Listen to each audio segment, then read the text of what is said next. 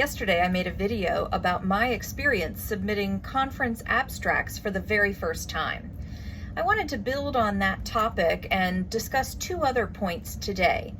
First off, I'm not scientifically minded at baseline, and so though this might be obvious to some people, maybe there's some others out there that it's not quite so obvious to, like me. I thought that if you were going to perform a successful research project, that your outcome needed to be positive, successful in that way.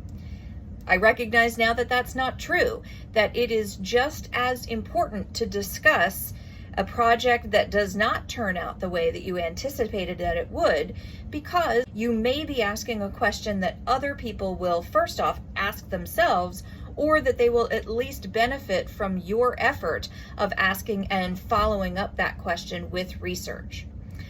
Next, I wanted to remind everybody that one of the final steps of performing research and actually collecting data and having an outcome is that you need to then disseminate that information. You need to shout it from the rooftops to all the people who need to hear it.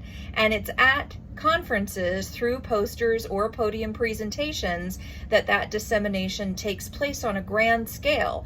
But consider as well that on smaller scales, you can actually disseminate that in a small group of people on your unit.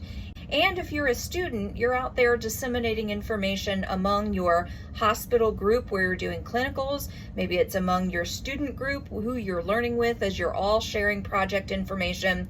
But dissemination is absolutely key and is kind of the cherry on top.